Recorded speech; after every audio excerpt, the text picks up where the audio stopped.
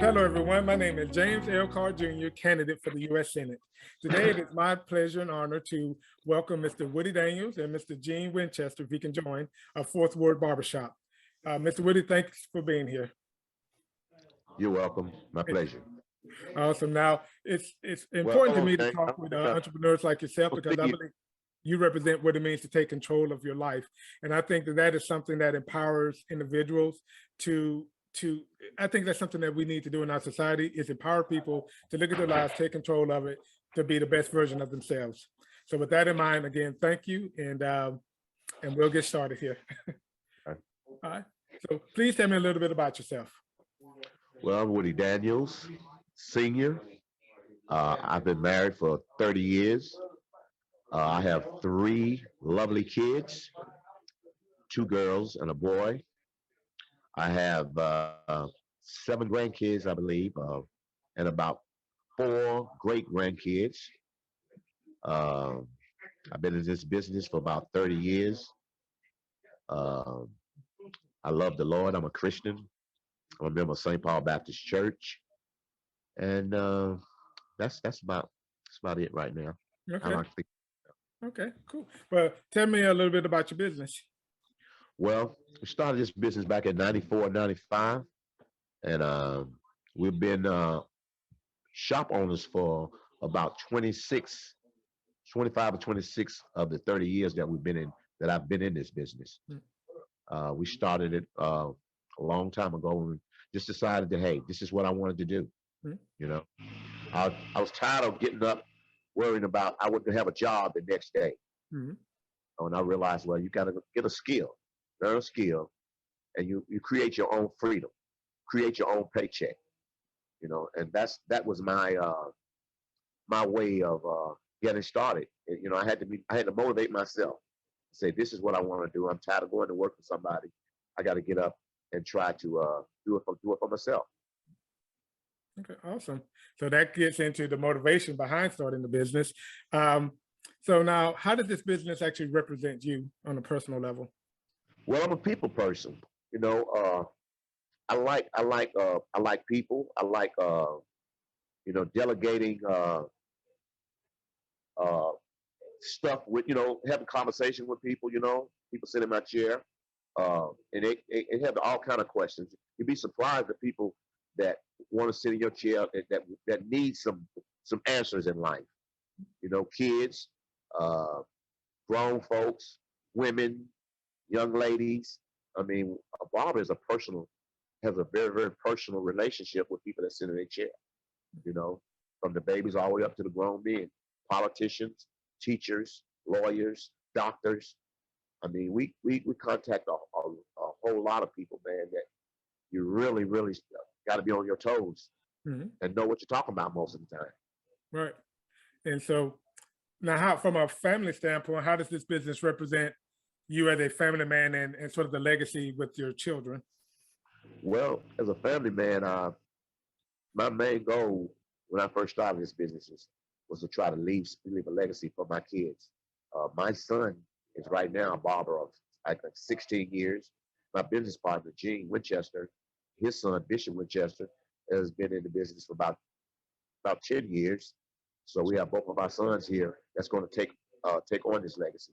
Once we're dead and gone, or we decide to retire, you know, my name and my Winchester's name will still ring volumes in this city of Charlotte. Right. And the reason why I wanted to be like that is my son can wake up and knowing that he's going to his own business and he's creating his own paycheck one day, you know, and hopefully his son will come into the business and be able to create his own paycheck. Because, you know, there's no such thing as job security. You know, you ask Kovic about that. You know, they shut me down for 2 or 3 months. And during that time, I was like, they took my job away from me. What am I going to do right now? I knew it was coming back, but there's no such thing because they can, at any time, your job can be shut down. But if you own your own business, you'll work your way back to the top. Okay. That's great insight there. Now, you mentioned about sort of like the conversation, sort of how the barbershop is like a hub for business and needs. Can you speak to that? The barbershop is like a hub for business meetings. Well, needs like for needs that people in the community may have. So like a job or. Yeah. Well, of course, it's several people coming here on the daily tip. They come in, they're looking for looking for a job, and most of the time we know some people that's hiring, or some people that got their own business that's ready to hire somebody. You know what I'm saying? Some people come in, they looking for a doctor, they may be looking for a lawyer, they may be looking for a mechanic.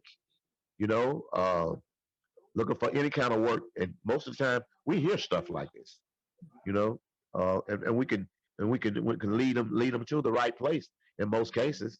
You know, Mhm. it's I mean this is the barbershop is a cornerstone. I mean, people could come in here with their problems, and we can just talk to them. You got to be a good listener, and then you got to be able to take that what you listen to and then give your advice. You know, you got young kids, young men, young women. You got elderly men. You got older men. You got doctors. You got lawyers. You got preachers. A lot of people come and sit in our chairs, and they share a lot of secrets with you. And you got to have an open ear and an open mind. Mhm. You know, to try to get them the right answer, or make them understand, make them realize you do understand them and not judging them. A lot of people got a lot of shoulders they want to lean on you, a lot of things they want to put on you. Right. Yeah. And so to me, when I think about one of the things from my own personal experience, so been with you for 20 years, my son has been there 20 years. And when we started Mhm. out, he hated getting haircuts. And I remember when he got in your chair, how much more relaxed he was and how you worked with him. And I would think about how just following your passions and your dreams can be a blessing to someone else because you made that pleasurable for him, and it's something that he remembers. He loves you to this day. He has fun memories of you, his experiences at the barbershop, simply because you made it pleasurable for him. So speak to that if you would, in terms of just Well, the experience you try to get for people coming into your shop. well, from jump, I mean, you got to love your job, Mm. because if you love what you do, you don't work a day in your life. And I got a passion and a real passion for this thing because I'm a people person, and I love people. And you got to be patient in order to do my job, because you have homeless people coming in here asking for money. You got people coming in here just want to hang around. You got different. Everybody is different, so you got to be a people person, and you got to have understanding in order to run this business. Because sometimes some people, customers, I lost you. I think you went on mute.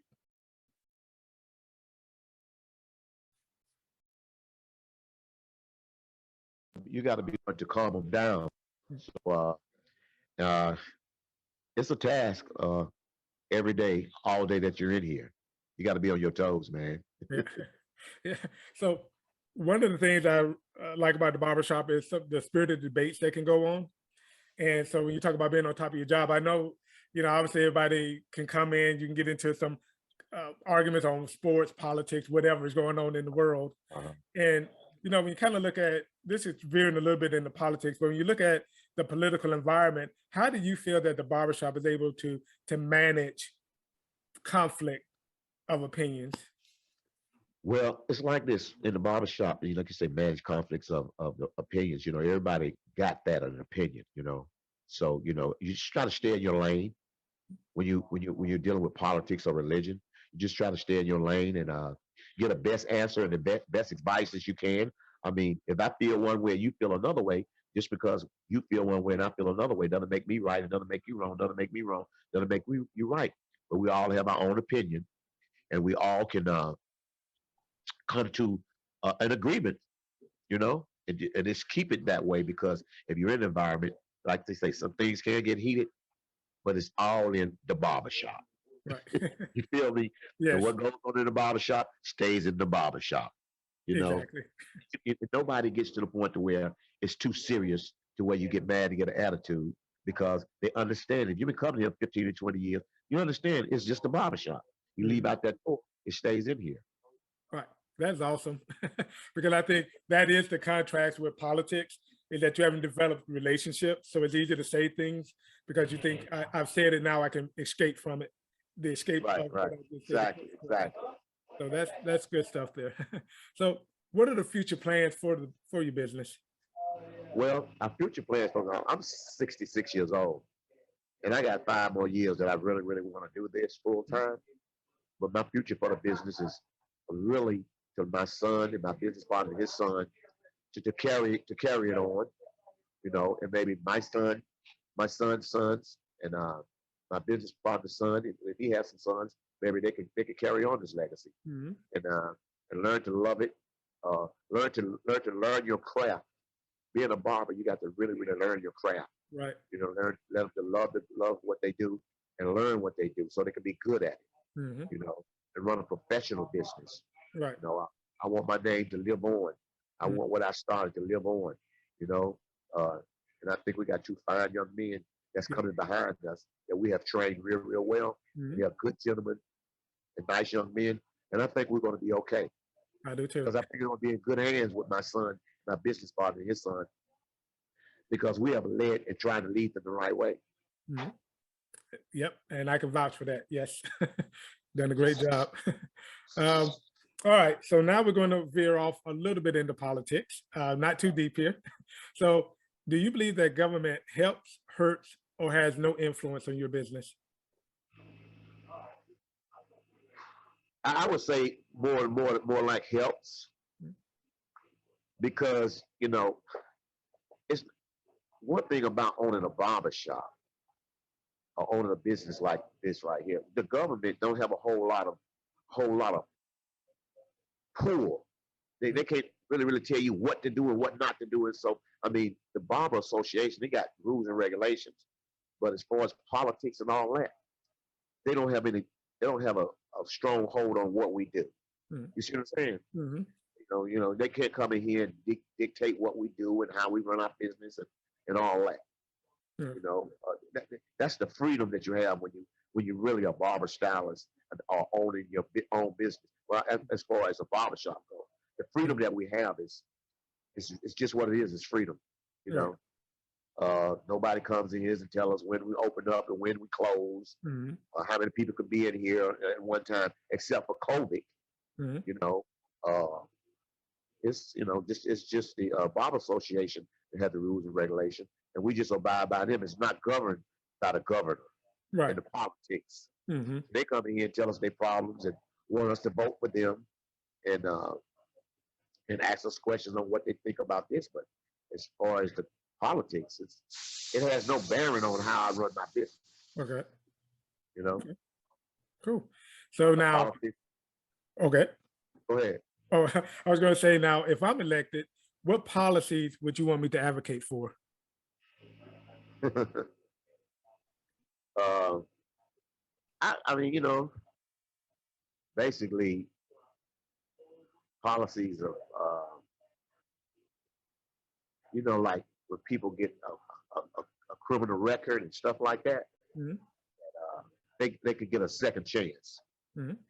You feel what I'm saying? Mhm. Uh, and the people that already has a criminal record don't use that against them if something happen again. I think people should be able to get out, find a job, and get a second chance. Right. Because it's so many people locked up and then made a mistake and they get out and they can't get a second chance because of their record. Mhm. You feel what Okay. I'm saying? Yep. And when people get out, I think they should be able to learn. Just should be able to put them somewhere where they can learn a skill, or Mhm. learn a skill while they're in prison, or when they get out of prison. Don't hold it against them. Mhm. And let them go on and be a good citizen and try to get on the right track again. As long Right. as you hold them back, they're going to get out here and they're going to do the same thing again. Mhm. That's one thing I would really like our senators to work on and our representatives to work on is these people that have made a mistake in life and they need a second chance. Okay. You know. That's a good one. No one has brought that up yet, so that's a good one. So let me ask you this: what about? I know one of the things that affects small businesses is healthcare. So, from on the healthcare front, do you think that there something that you believe government should be doing, or how could government, or what assistance do you believe government could provide on the healthcare front for small businesses? Make it affordable. Okay. The healthcare is all about dollars and cents, Mhm. and making it affordable. Because a lot of people don't can't afford it. Mhm. You know, families be paying so much for healthcare that they can just barely afford to make a mortgage payment or have clothes for their kids or food to eat because the healthcare is so expensive, especially when you're a young adult, you know, and not of age that you're receiving your Medicaid and stuff like that, man. It's healthcare is it's off the chain, man. Yeah. You go to the doctor, man, you come home with a bill that you can't afford to pay. Right. And some people don't go to the doctor because they can't afford it. Mhm. And I think right now that we should do something to make healthcare affordable around the board. It doesn't matter how much money you make or what your income is per se, just make it affordable. Mhm. You know, all across the board, Okay. affordable. You know, I like it. Okay, cool. All right. This has been a great conversation. So, in closing, is there anything else that you would like to share about the barbershop? This is your opportunity to talk about your business here.